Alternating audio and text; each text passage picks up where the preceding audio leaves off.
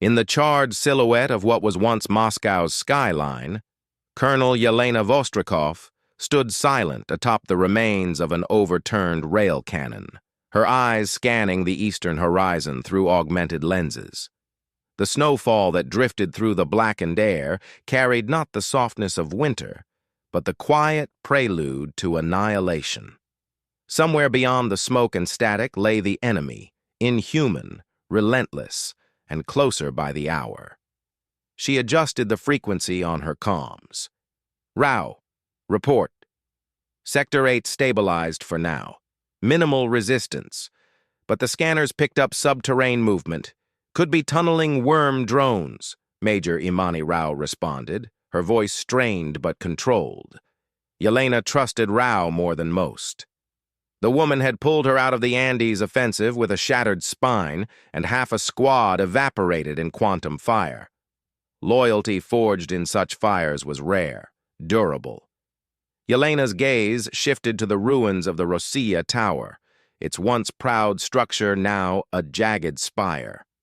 The thought of it collapsing entirely if the Worm Collective pushed further chilled her more than the sub-zero wind. They weren't just fighting for territory anymore. They were fighting for the right to remain a species. "Patch me into Rurik," Yelena said. There was a momentary crackle, then a voice like ice over steel. "Colonel, awaiting your query.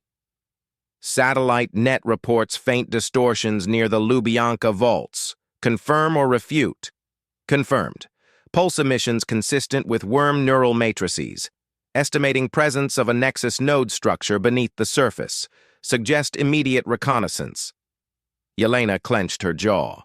If a node was forming beneath their feet, it could mean the worm planned to reformat the city, turn it into another biomechanical hive.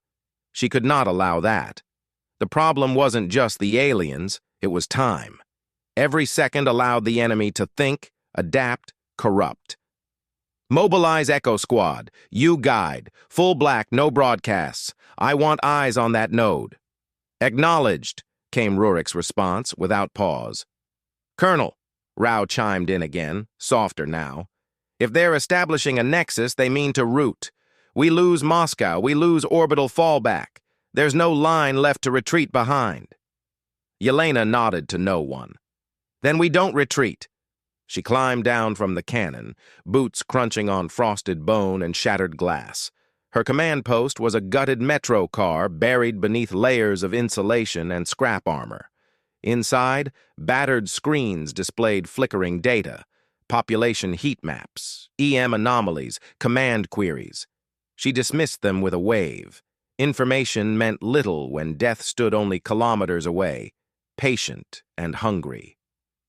As she entered the briefing module, Rao was already there, armor scratched and scorched. Behind her, medics struggled to stabilize a soldier convulsing under psychic stress. The boy's helmet was off. His eyes rolled back, whispering names of people who'd been dead for decades. "They've begun PSYOPs," Rao said grimly. Yelena looked to the boy, then back at the maps. "It means they're close." A moment of silence passed between them. It wasn't dread that held them. It was recognition. A final stage had begun.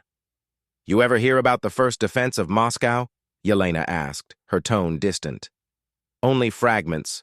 Pre-diaspora history isn't prioritized in the war curriculum," Rao replied, folding her arms. "My grandfather used to tell me about it. 1941. Snow, starvation, encirclement. The Germans thought they'd take the city in weeks. My grandfather said the ground froze before the Russians did, said you could hear the bones of the dead singing in the wind." Rao smirked, despite herself. "Poetic." "True," Yelena countered. "He fought in that snow.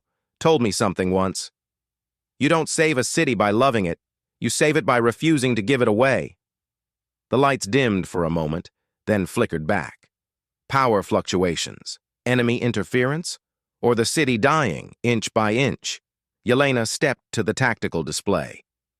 "We'll initiate a forward sweep. Breach the Lubyanka sublayers. Rurik's squad goes in first. Mapping, data extraction, threat assessment. If the nexus is confirmed, We strike. Fast. Hard. And what if we don't come back? Rao asked quietly. Then they'll find out what kind of ghosts humanity leaves behind, Yelena answered. Outside, the air shook with distant artillery. The Worm Collective didn't fight like humans. They didn't need rest, morale, or motive. They were math and muscle, a swarm guided by a cold, godless logic. But Yelena understood one thing they didn't: the fury of the desperate, the brilliance of a cornered species, the kind of rage only the nearly extinct could wield. She opened a line to Rurik again. Mission Priority Alpha. Launch in 6. Rao straightened. I'll ready the teams. Yelena stood alone for a moment in the metro car, the hum of machines echoing like war drums. She reached into her coat, pulled out a rusted locket. Inside, a black and white photo of a man in a Soviet winter uniform, smiling faintly beneath a snow-caked helmet. She stared at it, just long enough. Still holding the line, Dedushka? The screen on the wall flared, Rurik's status updated to mobilizing. Beyond the walls, Moscow groaned under the weight of alien metal and centuries of blood. The real battle had yet to begin. But as long as she stood, humanity's last capital would not fall silently. The war was not over. Not yet. The descent into the Lubyanka vaults was like slipping beneath the skin of a rotting god. Every step Echo Squad took was swallowed by shadows so dense they seemed to press inward, constricting thought and breath alike. Rurik led the formation, a towering figure in matte black exo armor, his motion silent, purposeful. Behind him, Specialist Lyra Chen mapped their path with a flickering scanner, fingers dancing over glyphs etched in synthetic glass. Neural interference increasing, Chen whispered. I'm getting echoes, temporal anomalies. It's like the past is bleeding through. Rurik didn't respond. He didn't need to. His orders were clear. Locate the node, analyze, destroy if possible. Nothing more. Private Janek Volkov, the poundist in the team, moved too fast and paid for it. His footfall triggered a whisper, not audible, but felt. A vibration in the soul. He staggered, grasping at the air as if drowning in it. Pull him back, barked Sergeant Mbeki, hauling Janek into a tight wedge formation. I saw my mother, Janek gasped. She's been dead 15 years. She said my name like she knew this place, like she lived here. Psychic overlays, Chen muttered. They're mapping us, remembering us. Mbeki grunted. Then we give 'em nothing to remember. Tighten up. They moved deeper. The architecture shifted. Concrete gave way to sinewed walls, steel bones laced with bioluminescent veins. The Worm weren't just building a base, they were metabolizing the past, digesting Moscow to reconstruct it in their image. Rurik raised a hand. The squad froze.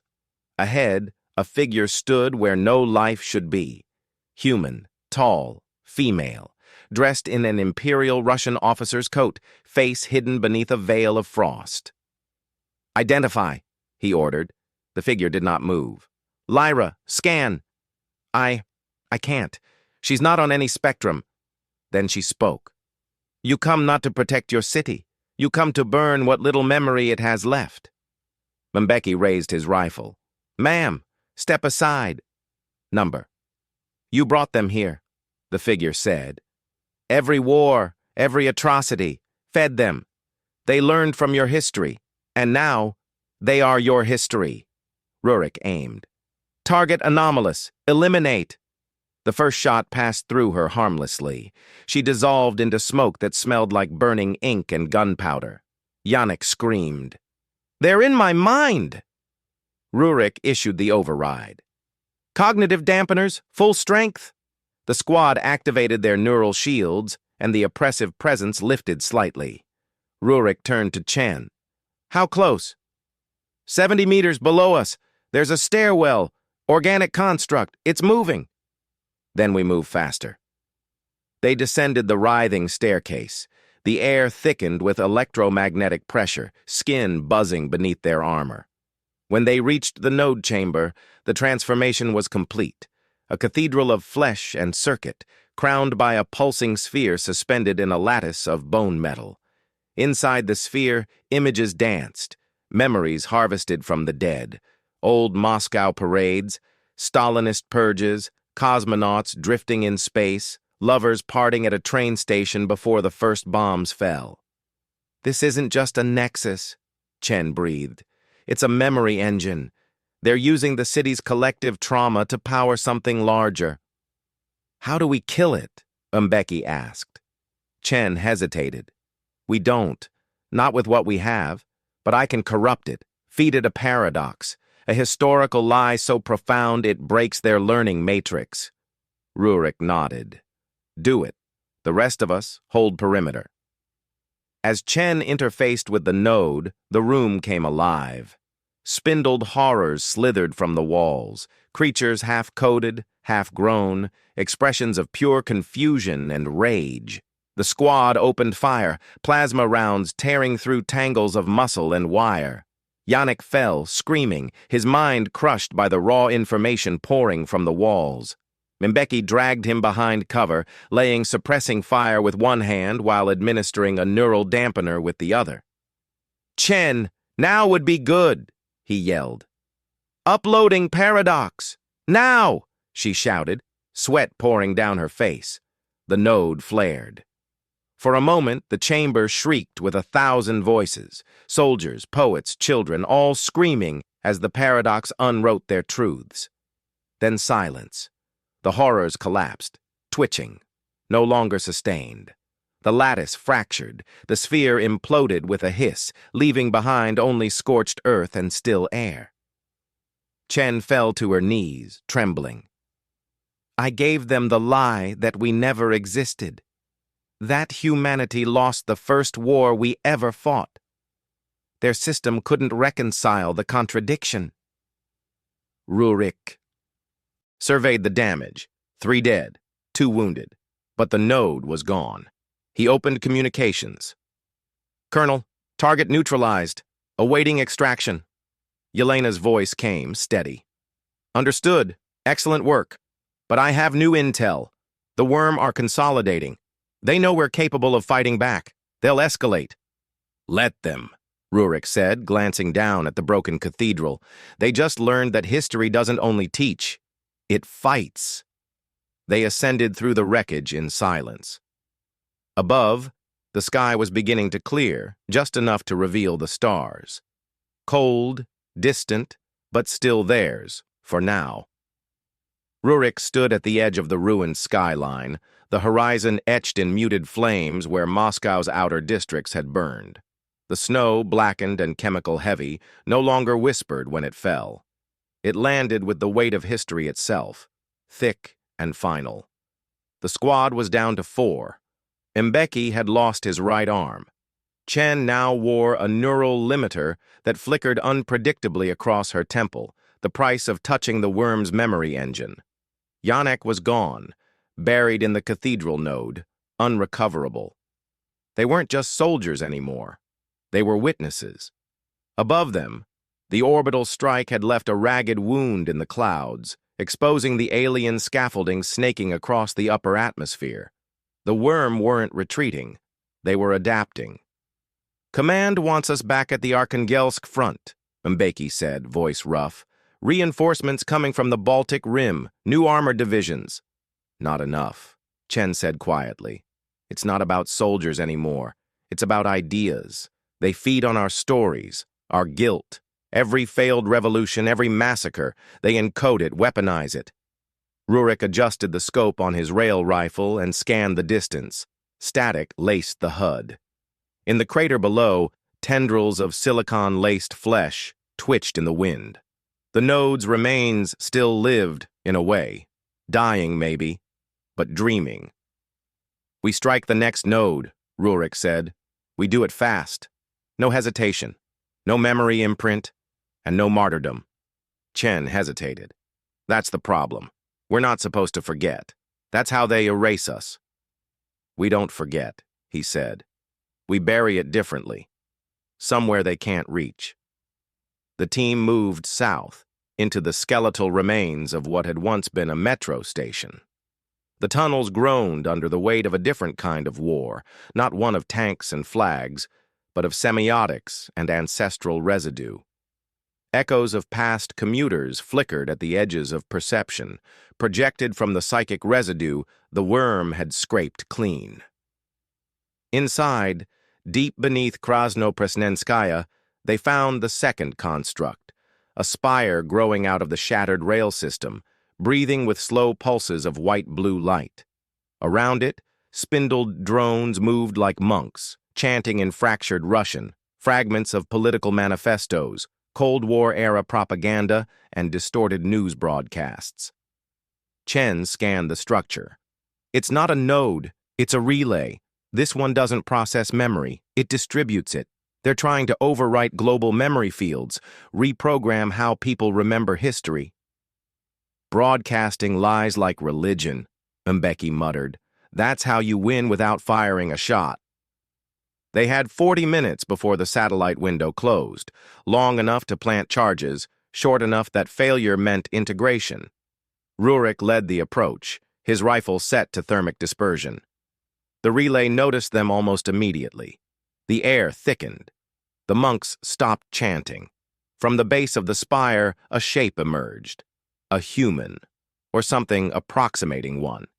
It wore the face of a Red Army general, features flickering between past and future, metals clinking against breastplate armor spun from data. You fight to protect your chaos, it said. But chaos is not freedom, it is only entropy. We choose our chaos, Rurik answered. The creature attacked. What followed wasn't a firefight. It was a duel of ideologies. Bullets did little. It projected counter-narratives into their minds, scenes of betrayal, of false victories, of past sins made absolute. Rurik saw his father executing prisoners. Mbeki saw himself sabotaging a convoy full of civilians. Chen saw the worm winning, the earth already harvested. But they fought, not with guns alone, but with memory. Rurik shouted the name of his first kill, an insurgent with kind eyes. Mbeki recited poetry banned during the occupation. Chen uploaded an unfiltered memory loop of her sister's final message during the first wave of invasion, broadcasting it into the relay's core. The creature faltered. Mbeki threw the first charge. Chen set the second. Rurik waited until the relay screamed, not in pain, but in uncertainty. A machine that remembered everything suddenly found itself doubting. He pressed the final trigger. The explosion was chemical, psychic, symbolic. The tunnel collapsed inward. The spire crumbled. Above ground, the snow began to fall naturally again, still black, still toxic, but no longer whispered by alien minds. The distortion in their comms cleared. The silence that followed was not peaceful, but empty. Later, in a shelter deep beneath the rubble, Rurik recorded the final log of the operation. Chen slept, twitching under a memory filter. Mbeki was setting up defenses, never trusting the quiet. Operation delivered heavy losses, Rurik began. But the relay is down. That makes 3 key sites destroyed. They know we've figured out their mechanism. Next time, they won't rely on memory. They'll bring something worse, something real. But they also know we won't forget, and if they feed on history, we'll drown them in it. He closed the log and turned off the transmitter. Outside, the stars shimmered faintly, no longer filtered through enemy lenses. It wasn't victory, but it was continuity. And for now, that was enough.